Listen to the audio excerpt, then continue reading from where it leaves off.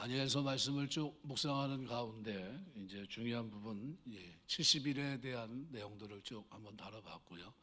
그래서 이미 그리스도께서 오셔서 허물이 그치고 죄가 끝나고 죄악이 용서되고 영원한 의가 드러나시고 그리고 이제 부활 승천하셨습니다. 이제 다시 오실 겁니다. 그래서 그 메시지가 너무 중요한 것은 예수님의 구속은 역사 속에서 약속이 되었고 성취되었습니다. 뭐만 남았냐면 다시 오심, 이것만 남았습니다. 그래서 오늘 이제 해석이 두 가지가 있다고 제가 말씀드렸습니다. 세대주의 해석이 있고 우리 개혁주의가 지향하는 해석이 있고, 근데 두 가지가 정반대 방향을 향해 나가요. 한쪽에서는 그가 누구냐 했을 때 저 그리스도로, 한쪽에서는 그리스도로 이루신 것으로 봅니다. 그래서 그런 관점에서 제가 이제 쭉 설명을 드렸고요. 그래서 오늘 9장 내용들을 정리해 보면 70일의 묵시는 이 환상은 선민의 포로 귀환, 성전 재건, 그리스도의 초림, 그리고 적그리스도의 출현, 말세의 대환란, 그리스도의 재림과 그로 말미암아 하나님 나라의 도래까지의 전 역사 전개 과정에 대한 하나님의 경륜을 보여주는 환상입니다. 그런데 여기 적그리스도의 출현 얘기했는데 이건 그냥 특정 짓는다면 안티오코스 에피파네스 자신을 신격화했던 이 사람을 통해서 이미 이루어집니다. 그래서 다니엘 10장과 12장까지의 말씀들을 보면 히데갈 강가의 환상은 바사 시대부터 세상 종말까지 역사 전개 과정을 보여주면서 특별히 헬라가 분열되면서 네 왕국으로 나눕니다. 그 가운데 톨레미 왕국과 셀류쿠스 왕조 사이의 다툼과 그리고 세상 마지막 때 출현할 적그리스도의 예표로서의 안티오코스 에피파네스의 선민 탄압을 집중적으로 다루고 있습니다. 그래서 1절은 히데겔 강가의 묵시를 시작하는 말로 이 환상이 주어진 때와 핵심 내용을 진술하고 있는데요. 본문에 의하면 히데갈 이 강가, 이 환상이 주어진 것은 바사왕 고레스 3년 BC 536년입니다. 이거 내용인 전쟁에 관한 건데, 그래서 이 강가에서 환상을 받게 된 경위를 다윗이 기록하고 있습니다. 포로 개방 이후 혼란기에 처한 선민을 위해서 새 이래를 작정하고 슬퍼하는 가운데 금식 기도한 데에 대한 하나님의 응답으로 주어진 겁니다. 당시 다니엘 나이가 이미 85세가 넘었어요. 고령입니다. 그 나이에도 민족을 위해 금식한 다니엘의 민족을 위한 애정을 우리가 보게 되는데, 이것은 굉장히 대단한 것이었다는 것을 우리가 생각할 수 있게 됩니다. 그래서 우리 신앙생활 하면서 우리가 하나님의 부름받고 교회로 거룩한 성도로 부름받고 주님 앞에 서는 그날까지 주님의 뜻이 이 땅에 이루어지는 일을 위해서 여러분은 사명자로 쓰임 받을 수 있어야 됩니다. 오늘 시간적인 배경이 바사왕 고레스 제3년이라고 소개합니다. 이 시기는 다니엘이 이미 85세 또는 86세 때입니다. 인생 여정을 정리할 시간입니다. 그런데 그 시간, 그 시점에도 하나님의 계시를 분명히 깨달아 아는 이 명철함과 하나님이 보이신 이 환상을 깨달아 아는 이 지혜로움이 그에게 있었고요. 그 일을 위해서 그는 기도합니다. 그 시기에 이스라엘 포로 해방 이후 혼란에 대한 이 선민에 대한 이 번민 그리고 근심, 이걸 가지고 하나님 앞에 기도합니다. 성경에 보면 이렇게 늦게까지 쓰임받은 사람들이 많이 기록이 되어 있습니다. 120세가 되기까지 하나님 백성들을 약속의 땅으로 인도해냈던 모세라든가 85세 나이에도 하나님이 약속한 가나안 땅 정복을 위해 믿음의 싸움을 싸우기 위해 선봉에 섰던 갈렙이라든가 여호수아 14장의 기록이죠. 또 평생 모세의 수종자로 모세를 계승하고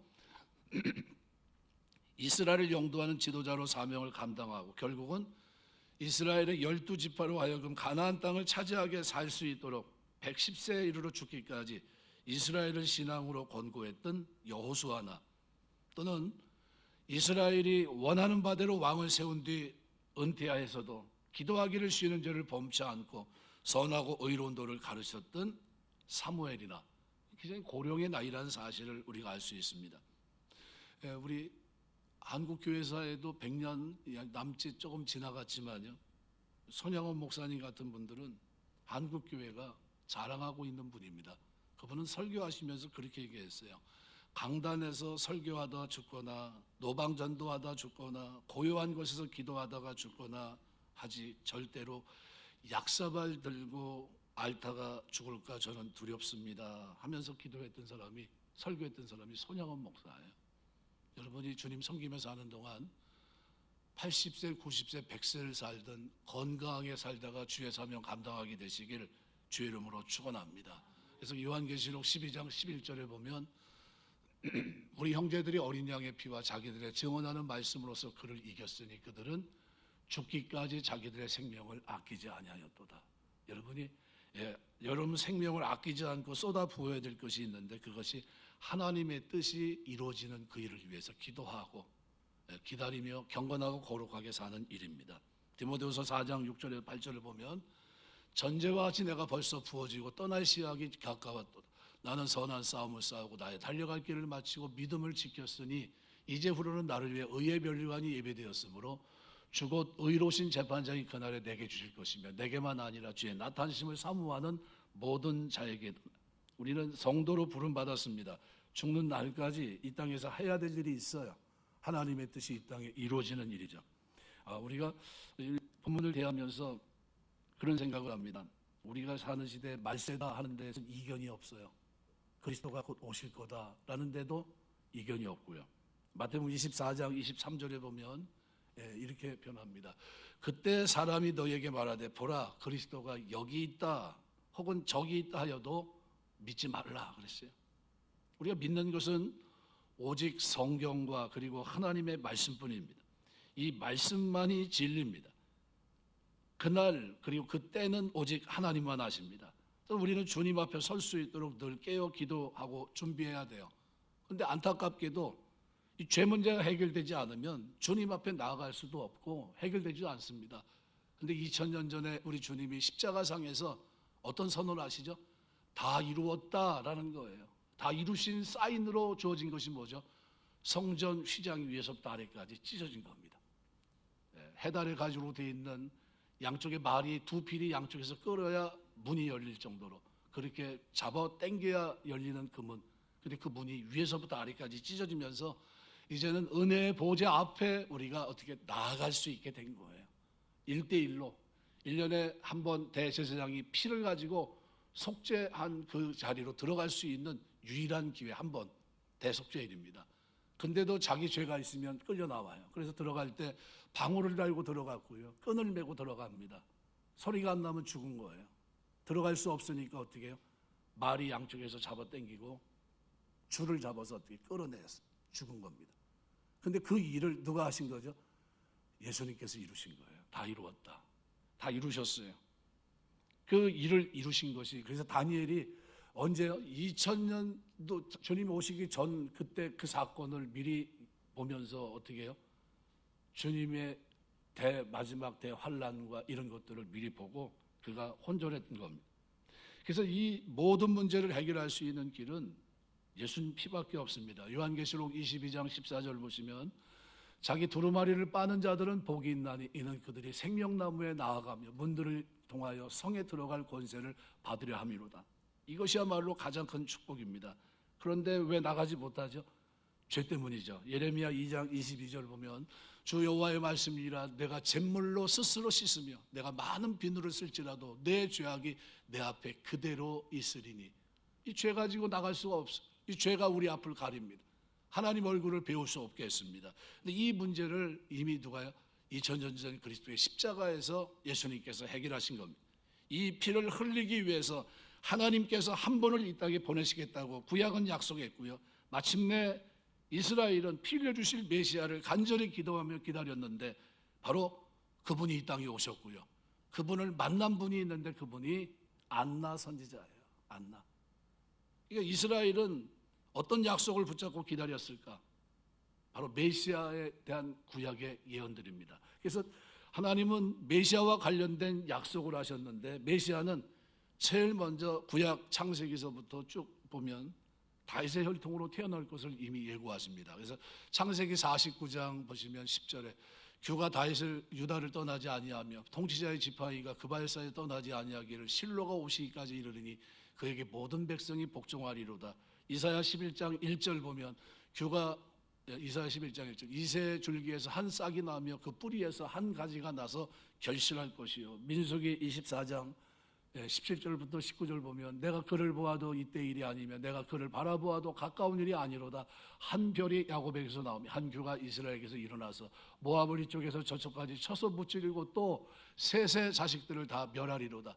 그의 원수 에돔은 그들의 유산이 되며 그의 원수 세일도 그들의 유산이 되고 그와 동시에 이스라엘은 용감히 행동하리로다. 주권자가 야곱에서 나서 남은 자들을 그 성읍에서 멸절하리로다 하고, 이건 메시아는 다윗의 혈통으로 태어납니다. 그리고 메시아는 두 번째로 유대 땅 베들레헴에 탄생합니다. 미가서 5장 2절 기록합니다. 베들레헴 에브라다야 너는 유다족 속 중에 작을지라도 이스라엘 다스릴 자가 내게서 내게로 나올 것이라. 그의 근본은 상고의 영혼에 있느니라. 또 메시아는 처녀의 몸으로 탄생합니다. 이사야 7장 14절 그러므로 주께서 친히 징조를 너에게 주실 것이라. 보라 처녀가 잉태의 아들을 낳을 것이요 그의 이름을 임마누엘이라 하리라. 또 메시아는 십자가 위에서 쓸개와 신포도주를 받게 됩니다. 시편 69편 21절 그들이 쓸개를 나의 음식물로 주며 목마를 때 초를 마시게 하였사오니 그랬습니다. 이 말씀 그대로 예언된 대로 예수님은 십자가에서 이것을 이루십니다. 또 죽은 자들 가운데서 메시아는 다시 살아납니다. 그래서 시편 16편 10절 보면 이는 주께서 내 영혼을 수월에 버리지 아니하시며 주의 거룩한 자를 멸망시키지 않으실 것임이니이다. 그분이 흘린 피로만 내 죄를 씻을 수 있습니다. 성량 죄사함 받지 않았다면 우리가 천국에 갈 수 없습니다. 이 다섯 가지를 충족시킨 분은 이 지구상에 딱 한 분입니다. 2000년 전 발구에 태어나신 나사렛 예수밖에 없어요. 그래서 그분이 탄생했을 때 하늘에서 이런 음성이 들립니다. 누가복음 2장 10절 11절 천사가 이르되 무서워하지 말라. 보라 내가 온 백성에게 미칠 큰 기쁨의 좋은 소식을 너에게 전하노라. 오늘 다윗의 동네에 너희를 위해 구주가 나셨으니 곧 그리스도 주시니라. 기름 부음 받은 자 그분이라는 게 14절에는 그렇게 표현합니다. 지극히 높은 것은 하나님께 영광이요 땅에서는 하나님이 기뻐하신 사람들 중에 평화로다 하니라. 그래서 우리는 그래서 나사렛 예수 그분을 향해 부활하신 주님을 만난 베드로처럼, 그리고 주님을 알게 된 베드로가 신앙 고백을 합니다. 마태복음 16장 16절 주는 그리스도시요 살아계신 하나님의 아들이시니이다. 그리고 부활하신 주님을 만났던 도마는 내가 만져보지 않고는 믿지 못하겠다고 얘기했던 그가 손을 넣어보고 만지면서 고백을 합니다. 그래서 요한복음 20장 28절은 도마가 대답하여 이르되 나의 주님이시여 나의 하나님이시니이다. 위대한 고백을 해요. 그래서 우리가 이 시대를 살면서 많은 사람이 자기가 예수라고 얘기하는 사람이 많아요. 자기가 그리스도라고. 속으면 됩니까? 안 됩니까? 속으면 미련한 겁니다. 왜요? 이 다섯 가지를 충족하신 분은 역사 속에 딱 한 분밖에 없어요. 예수 그리스도십니다. 태어날 장소, 십자가의 죽음, 그리고 그때 그 모든 말씀을 성취하시는 이 모든 일들을 이루신 분은 우리 주님이십니다. 이거를 누가 예언을, 이 환상을 꿈꾸죠? 다니엘이 꿈꿉니다. 다니엘이. 그래서 오늘 읽은 말씀 속에서 오늘 우리는 이 부분을 좀 깊이 좀 생각해 보셔야 됩니다. 예. 그래서 오늘 이 본문 말씀에서 성도들은 육신으로는 나이가 이제 세월이 가면 뭐 어쩔 수 없습니다. 저도 이제 신학을 시작한 지가 뭐 금방 이렇게 됐어요. 86년도 뭐 이렇게 뭐 87년도 뭐 졸업을 하고 이렇게 출발을 했는데 30년 됐습니다. 30년. 목사 안수 받은 30년 금방 지나가더라고요. 지금 뭐 지나간 세월을 가만히 생각해 보면 야, 하나님의 은혜가 이렇게 빨리 지나가나. 근데 영으로는 날로 새로워져야 됩니다. 영으로는. 다니엘이 하나님 직접 계시를 받은 게 모두 4차례인데요. 처음에 포로로 잡혀가고 환관장 밑에 있을 때는 계시가 아닙니다. 그거는 누구에게요? 왕에게, 느부갓네살 왕에게 꾼 꿈을 해석해 준 거에 불과하고요. 역사가 어떻게 진행될 건지에 대한 계시는 나중에 이제 4차례에 걸쳐서 이제 보게 되는데, 첫 번째 계시가 바벨론 왕 벨사살 원년에 받았고요. 두 번째 계시는 벨사살 원년에 받았으며, 두 번째는 벨사살 왕 3년에 받습니다. 세 번째는 메데 바사 과도 제국의 다리오 왕 원년에 받았고요. 네 번째 계시가 오늘 본문에 바사 왕 고레스 3년입니다. 이게 여기 다니엘이 하나님으로부터 계시를 받은 시점에 주목할 필요가 있습니다. 다니엘이 첫 번째 계시를 받은 것은 최소 그의 나이 65세쯤 되었을 때입니다. 제가 이제 그 나이를 향해서 지금 열심히 달려가고 있는데 이미 지나가신 분도 있고요. 여러분 그때 나이가 들어가면 들어갈수록 여러분의 영이 더 새롭게 되시길 주의 이름으로 축원합니다. 날이 가면 갈수록 눈은 육신의 몸은 어떻게 해요? 쇠해지고 눈은 침침해지고 지금 안경 안 쓰면 잘 안 보여요. 저도 책을 봐야 되는데 안경 없으면 안경부터 찾아야 됩니다. 이게 전에는 안 그랬거든요. 이 안경은 저는 필요 없을 줄 알았어요. 나는 뭐 눈이 괜찮아서 멀쩡해. 처음에 안경 쓰고서 좀 세월이 좀 지나고 나니까요. 지금은 안경 없으면 아무것도 안 돼요. 이렇게 바뀝니다. 그리고 굉장히 중요하죠. 이 마지막 계시는 20년 후인 85세, 86세경에 받아요. 그러니까 영적으로 어떻게 살았다는 거죠? 깨어 있었다는 겁니다. 다니엘 다리오 원년 예레미야 선지자 글을 읽다가 선민의 포로 기간 70년을 정해져 있다는 것을 깨닫게 되고 이 또한 그가 생애 말년을 하나님 앞에 어떻게 보냈는지를 증거하고 있는 겁니다. 말씀을 묵상하는 일과 기도하는 것으로 그의 삶을 읽었다는 것을 보여줘요. 그냥 대충대충 살지 않았고요. 포로로 잡혀간 그리고 총리로서의 일을 감당하는 중에도 그의 세 번의 기도, 다니엘 6장 10절에 기록되어 있는 하루에 세 차례 감사하며 기도하였더라. 이 부분은 우리 삶을 한번 돌아보게 합니다. 하나님 관점에서 그가 그의 생애를 살아갔던 겁니다. 하나님은 이처럼 말씀을 묵상하고 기도에 힘쓰면서 비록 육신은 노쇠했지만 영적으로는 더욱 깨어있게 된 다니엘에게 하늘의 비밀을 몇 차례나요? 4번이나 보여준 겁니다.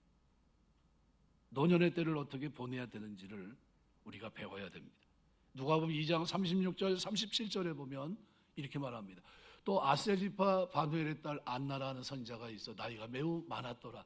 그가 결혼한 후 7해 동안 남편과 함께 살다가 과부가 되고 84세가 되었더라. 이 사람이 성전을 떠나지 아니하고 주야로 금식하며 기도함으로 섬기더니, 그죠? 그래서 누굴 만나죠? 이 땅에 오신 아기 예수를 만나게 돼요. 뭉크 디미티스, 주제여 이제 나를 평안히 도와주시는군요. 이런 뜻입니다. 영광의 주님을 만나요. 누가 만난 거죠? 그 시대로 보면 그 시대 늘 경건하고 말씀 묵상하고 하나님의 뜻이 이루어지기를, 하나님의 나라가 이루어지기를 위해 기도했던 이 안나라고 하는 선지자에게 하나님은 이 영광을 주셨던 겁니다. 그럼 우리가 다시 오실 주님을 기다립니다. 베드로후서에 기록한 대로 경건함과 거룩함을 가지고 주의 나라가 임하기를 간절히 바라보고 사모하라. 누구처럼요? 안나처럼. 누구처럼요? 다니엘처럼. 이런 신앙생활 하면서 나이가 들어가면 들어갈수록 놓지 말아야 될 좋은 습관이 우리에게 있어야 됩니다. 그것이 뭐죠? 말씀과 기도의 습관이에요. 이것이 내 삶의 전체를 좌우해야 됩니다. 고린도서 4장 16절 보면 그러므로 우리가 낙심하지 아니하노니 우리의 겉사람은 낡아지나 우리의 속사람은 날로 새로워지도다. 겉사람은 어떻게 돼요? 낡아집니다. 눈도 침침하고요. 안경도 도수가 자꾸 내려갑니다. 도수가 다시 회복이 되는 게 아니라 이거 좋다고 먹어봐도 소용없고 저거 먹어봐도 다 똑같아요. 자꾸 내려갑니다. 돋보기 좋은 거 없나 찾게 되고요. 돋보기 보면 눈이 확 떠져가지고 이렇게 돋보기 너무 좋다고 뭐 이러고 있습니다. 이게 다 똑같아요. 인간은 낡아지는 겁니다. 그러나 속사람은 어때야 돼요? 하나님의 뜻이 이루어지는 것이 이 땅에 이루어지길 위해 기도하면서 날로 새로워 영광의 주님을 만날 그날이 다가오고 있는 거죠. 그래서 무엇을 위해 금식하고 하나님 앞에 기도하고 계십니까? 다니엘은 이 세 일해 동안 금식하며 기도했어요. 고레스 칙령에서 바벨론에서 포로 생활했던 이스라엘 중 일부가 본토로 돌아갑니다. 근데 돌아간 이스라엘 백성들이 난관에 부딪혀요. 고레스 칙령의 근거에서 성전 재건 사업을 시작했고 그들 가는 길을 지켜줬지만 그러나 사마리아인들의 방해, 그 박해로 인해서 성전 재건 사업이 중단됩니다. 큰 고통을 경험했어요. 우리가 지난해인가요? 느헤미야서를 제가 쭉 이제 우리가 한번 강의를 하면서 설명을 드렸는데 느헤미야의 소식을 접하며 금식하며 봅니다. 하나님의 성전을 짓다가 그들이 포기한 거예요. 그때 예루살렘 성전이 파괴됐다고 하는 소식을 듣고 슬퍼하는 가운데 금식하며 기도했고요. 그 일을 그가 완공해냅니다. 근데 여기에 대해서 또 다른 원인이 있었어요. 고레스 칙령이 선포됐음에도 불구하고 여전히 많은 이스라엘 백성들이 그 일에 대해 태만합니다. 무관심해요. 어떤 사람은 바벨론 땅에서 안정적인 삶에 대한 미련을 버리지 못했고 그래서 본토로 돌아가지 않습니다. 그래서 다니엘이 금식을 했던 겁니다. 하나님의 약속을 믿고 본토로 돌아간 신실한 선민들이 고난 중에 있다고 하는 것과 성전 재건 사업이 난항을 겪고 하나님 나라 영광의 회복이 무산될 위기에 처한 사실을 그가 직시하면서 하나님 앞에 금식합니다. 나이가 몇 살에 지금 그거 하고 있는 거죠? 85세 내지는 6세입니다. 선민 공동체와 하나님의 영광이 훼손되지 않을까 하며 노구의 몸을 이끌고 금식 기도를 올렸던 겁니다. 그래서 오늘날 교회를 향해서 능력이 없는 교회라고 얘기합니다. 왜 그럴까요? 교회가 하나님의 역사를 위해 바르게 사용되지 못하는 것은 거룩한 절박함, 진실한 기도가 사라졌기 때문이에요. 그래서 안타까운 겁니다. 느헤미야 1장 3절 4절에 보면 이렇게 표현합니다. 그들이 내게 이르되 사로잡힘을 면하고 남아있는 자들이 그 지방 거기에서 큰 환난을 당하고 능력을 받으며 예루살렘 성은 허물어지고 성문들은 불탔다 하는지라 내가 이 말을 듣고 앉아서 울고 수일 동안 슬퍼하며 하늘의 하나님 앞에 금식하며 기도했다. 에스더 4장 16절에도 이렇게 말합니다. 당신은 가서 수선에 있는 유다인들을 다 모으고 나를 위해 금식하되 밤낮 3일을 먹지도 말고 마시지도 마소서. 나도 나의 시녀와 더불어 이렇게 금식한 후에 규례를 어기고 왕에게 나아가리니 죽으면 죽으리이다. 그래서 금식 기도는요 아주 특정한 때 했습니다. 극한 슬픔이 있을 때 사무엘하 1장에 보면 12절에 사울과 그의 아들 요나단과 여호와의 백성과 이스라엘 족속이 칼의 죽음으로 말미암아 저녁 때까지 슬퍼하며 울며 금식하니라. 또 치료의 은총을 기다릴 때 금식합니다. 시편 35편 13절 보면 나는 그들이 병들었을 때 굵은 베옷을 입으며 금식하며 내 영혼을 괴롭게 하였더니 내 기도가 내 품으로 돌아왔도다. 자기를 괴롭혔던 사람들이 병들어 힘든데 박수치고 웃을 일이잖아요. 그런데 베옷을 입고 금식하며 영혼을 괴롭게 하고 하나님 앞에 엎드렸다는 겁니다. 이게 금식의 의미입니다. 금식은 이웃사랑을 실천하는 거예요. 이웃사랑. 하나님 앞에 모든 걸 내려놓는 거죠. 하나님께 맡기는 겁니다. 그래서 이사야 58장 8절 이사야 58장은 나의 기뻐하는 금식은 흉악의 결박을 풀어주고 하면서 이제 완전히 방향이 다릅니다. 이웃 사랑을 설정하죠. 그리하면 내 빛이 새벽같이 비칠 것이며 내 치유가 급속할 것이며 내 공의가 내 앞에 행하고 여호와의 영광이 내 뒤를 호위하리니 이렇게 얘기합니다. 이사야 58장을 꼭 읽어보게 되시길 부탁을 드립니다. 또 금식은 민족이 극한 위기에 처했을 때 에스라 4장에 보면 15절 16절 왕은 조상들의 사기를 살펴보면서 그 사기에서 이 성읍은 패역한 성읍이라 A로부터 그 중에 항상 반역하는 일을 행하여 왕들과 각도의 손해가 된 것을 보시고 아실지라 이 성읍이 무너짐도 이 때문이이다. 이제 감히 왕에게 아뢰오니 이 성읍이 중건되어 성곽이 준공되면 이로 말미암아 왕의 강 건너편 영지가 없어지리다 하였더라. 이거 굉장히 어려움을 민족의 극한 위기에 처했을 때 금식했고요. 요나서 3장 5절 보면 죄를 회개할 때입니다.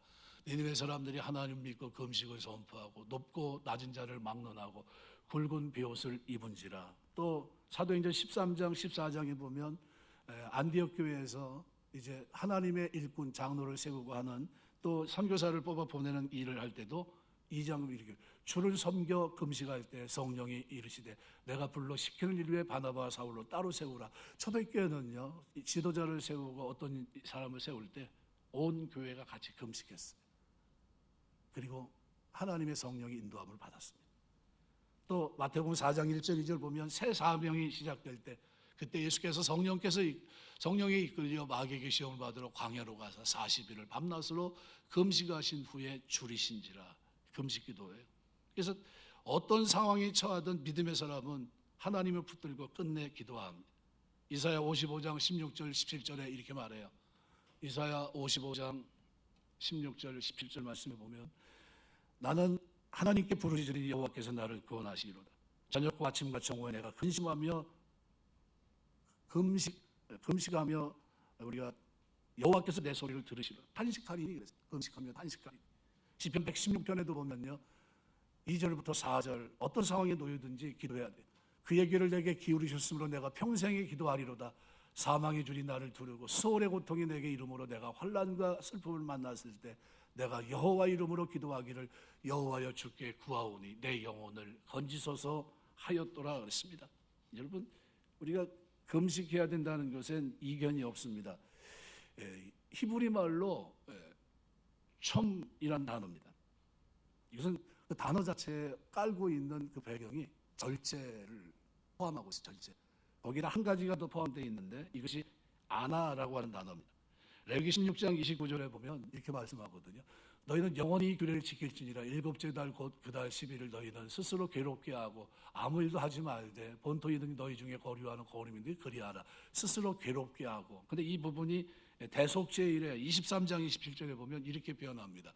일곱째 달 열흘 날은 속죄일이니 너희는 성회를 열고 스스로 괴롭게 하며 여호와께 화제를 드리고 영혼을 괴롭게 하는 겁니다. 그래서 너희는 너희 영혼을 괴롭게 하라, 그런 의미예요. 그래서 이 금식이라고 하는 이 금식이란 단어는 그 단어 자체에 두 가지가 있어요. 금식이라는 번역되어 있는 이 단어는 70인역에서 이제 번역을 한 단어인데요. 한쪽만 얘기를 한 겁니다. 몸의 절제, 음식을 먹지 않는 것. 그런데 반쪽은 뭐죠? 영혼을 괴롭게 하는 영혼의 낮아짐, 이게 빠져 있는 거예요. 이게 하나님 앞에 나는 아무 저기가 없습니다. 하나님께 모든 걸 맡깁니다. 내 영혼을 괴롭게 하는 거예요. 그래서 시편 아까도 이 35편 13절에 보면 다윗이 금식을 했는데 뭐죠? 나는 그들이 병들었을 때 굵은 베옷을 입으며 금식하여 내 영혼을 괴롭게 하였더니 이게 금식이에요. 내 영혼을 괴롭게, 그것 때문에 기뻐하지 않고요, 그것 때문에 노래하지 않아요. 그들이 병들었을 때 굵은 베옷을 입고 금식하며 내 영혼을 괴롭게 하는 것, 이웃사랑을 실천하는 것, 이것이 금식이에요. 금식. 그래서 흉악의 결박을 풀어주고, 이사야 58장, 이거 굉장히 중요합니다. 근데 이 72역에서 이 촘이라고 하는 단어를 우리나라 단어로는 금식이라고 바꿔놨는데, 원어로 보면 네스데이아, 먹지 않는다라는 것으로만 바꿔놨어요. 그럼 뭐가 빠진 거죠?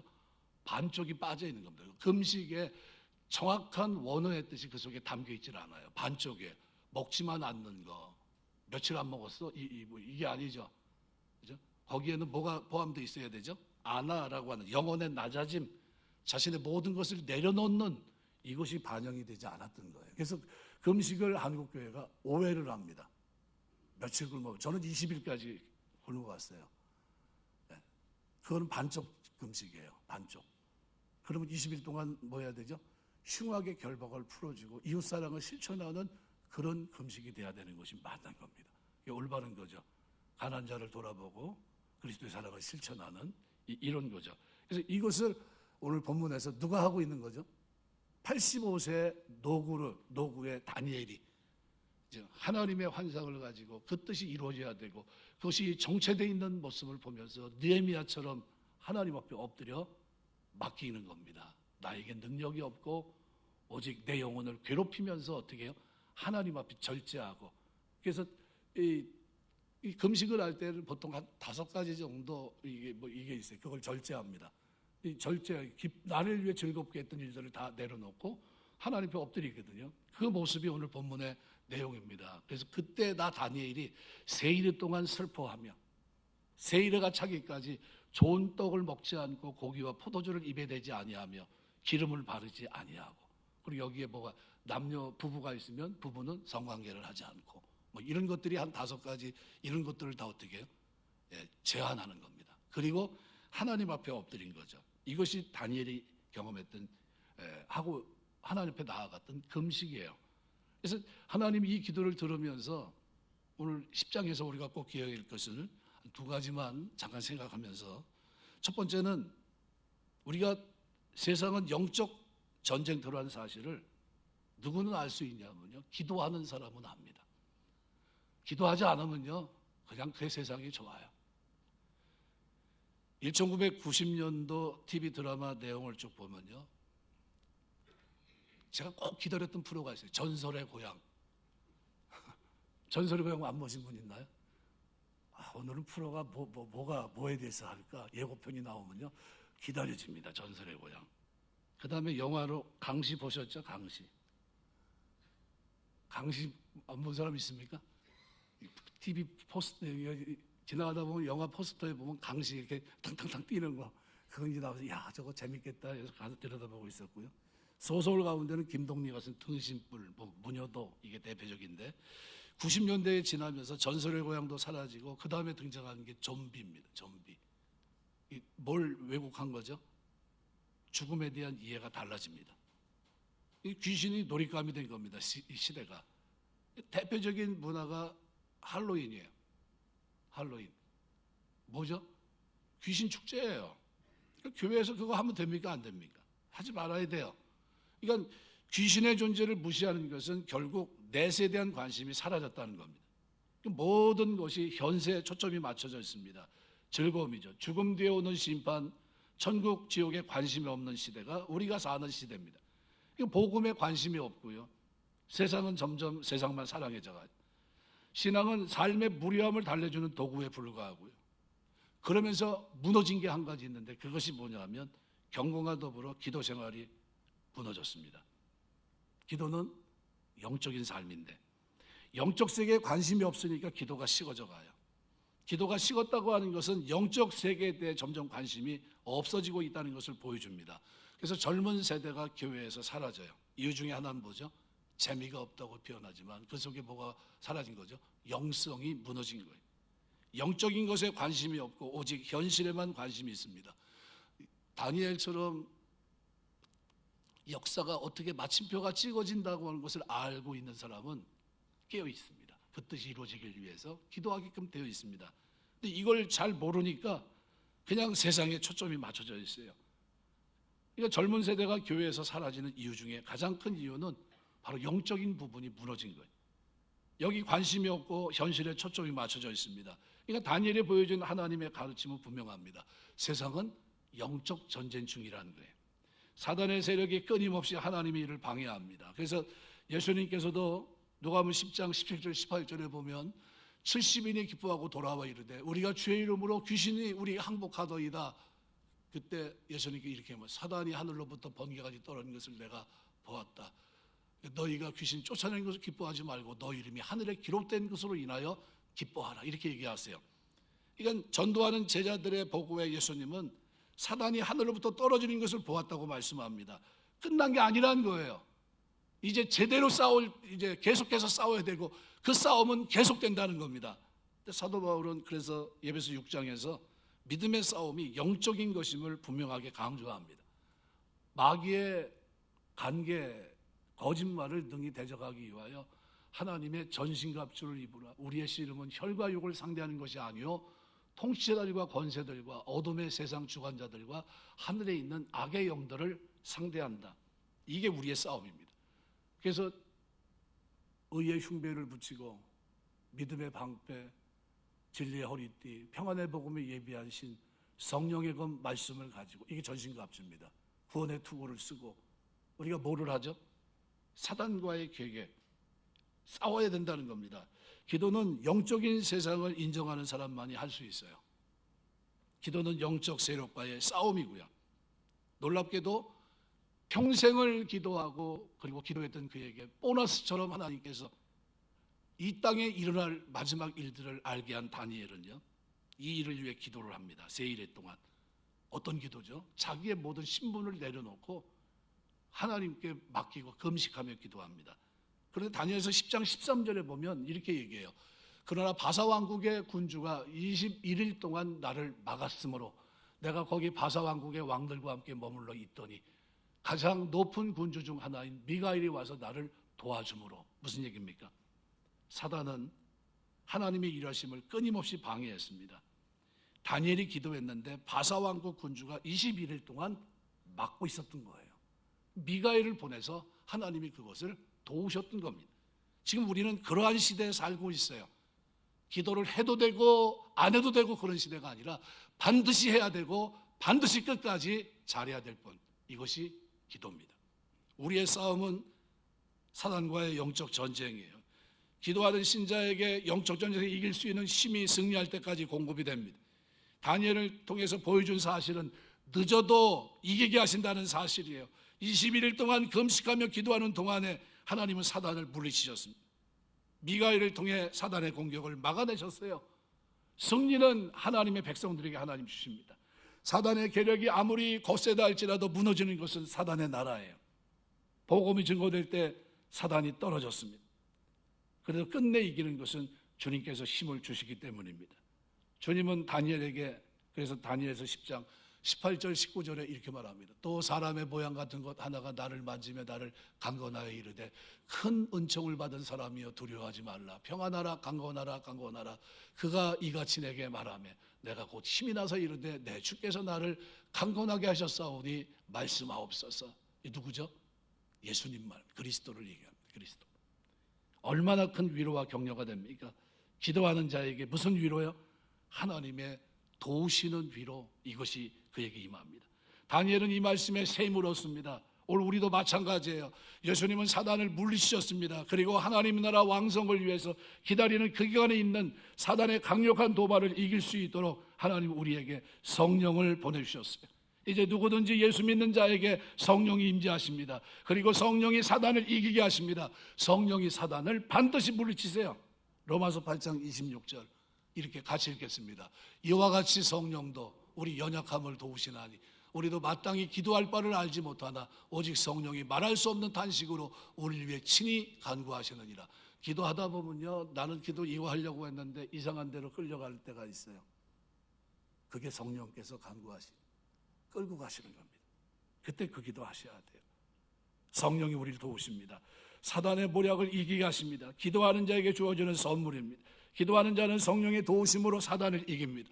항상 기도하는 사람들은 사단을 이기게 해서 오늘 기도하는 자리에 있게 되시길 주의 이름으로 축원합니다. 말씀을 맺겠습니다.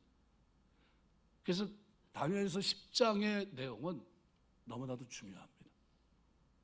나는 어떻게 경건함과 거룩함을 가지고 하나님의 뜻이 이 땅에 이루어지고 그것을 위해서 나는 금식은 아니랄지라도 깨어있는 자로 이 땅을 살아내고 있는가? 나는 나이가 너무 많이 들어서 나는 이제 내 몸도 가누기 힘든데 내가 뭐 그렇게까지 해야 될 필요가 있을까? 이렇게 말씀하실 수도 있습니다. 그런데 꼭 기억하세요. 하나님이 쓰신 사람들의 면면을 보면요, 몇 세 이후죠? 나이가 들어 65세 이후에 다니엘은 자기 일생 평생 동안 하루에 3번 오전 9시, 낮 12시, 오후 3시 성전문을 열 때부터 닫을 때 3번 기도했던 그 사람입니다. 그런데 놀랍게도 하나님은 그에게 그 습관을 갖고 있는 글을 하나님은 들어서 쓰십니다. 그리고 그를 통해서 역사가 어떻게 진행이 되고 마지막 일이 어떻게 진행이 될 것이고 그리스도가 이 땅에 오셔서 어떤 일을 이루실 것이고 그리고 그가 어떻게 완성하실 것인지 이것을 다 환상을 통해서 알게 하신 거예요. 그리고 처음 환상을 꿨을 때부터 마지막 때까지가 몇 년 걸렸다고요? 4번에 걸쳐 20년에 걸쳐서 알게 하신 겁니다. 이것은 우리의 삶을 돌아보게 해요. 내 영성이 언제 가장 뜨거워야 되나? 내 신앙의 임계점이 언제쯤이어야 되느냐? 이걸 보여줍니다. 언제죠? 나이가 들어가면서예요. 하나님을 알아가고 경건의 훈련이 돼 있고 그리고 하나님과 바른 관계를 맺고 이 땅을 살아내는 사단과의 싸움에서 지지 않는 그 삶을 살아냈던 그 삶, 그 마지막 끝에 하나님은 그에게 계속해서 이길 수 있도록 이겨나갈 수 있도록 힘이 되셨고 도움이 되셨고 그에게 위로로 그를 격려하셨던 겁니다. 우리가 이 마지막 때를 살면서 이 시대는 처음서부터 사단은 왜곡하는 시대에 우리가 살고 있습니다. 뭐라고 얘기하죠? 그때 사람이 너에게 말하되 보라 그리스도가 여기 있다 혹은 저기 있다 해도 믿지 말라 그랬어요. 그런데 지금 우리 시대에 그리스도가 여기 있다 저기 있다 말하는 일들이 너무나 우리나라에 왜 이렇게 예수 그리스도가 많은지 몰라요. 이단들이 어떻게 많은지 모릅니다. 오산에 사는 우리 제 아는 동기 목사 그런 얘기를 하더라고요. 목사님 우리 오산은요 전국에 없는 이단이 하나도 없어요. 전국에 있는 이단이란 이단은 다 모아놨어요. 그렇게 얘기하더라고요. 그래서 내가 기도하라고 그러는 거예요. 이기라고 하는 거고. 그 조그만 도시에 다 몰려 있는 거예요. 어떻게 하셔야 되죠? 기도해야 돼요. 동탄에 하나님이 저와 여러분을 부르르 모으셨어요. 이것에 집어넣습니다. 여기서 같이 한 목소리 내고 같은 마음 가지고 달려가라고. 뭐로 같이 가셔야 되죠? 기도로. 우리 교회가 장점이 하나가 있습니다. 세상에서는 단점이라고 그래요. 연세 드신 분이 많다고. 근데 제가 볼 때는 그리 생각하지 않아요. 뭐가 장점이죠? 예, 연세 드신 분들이 많아요. 기도의 습관을 가지고 있는 분들이 많아요.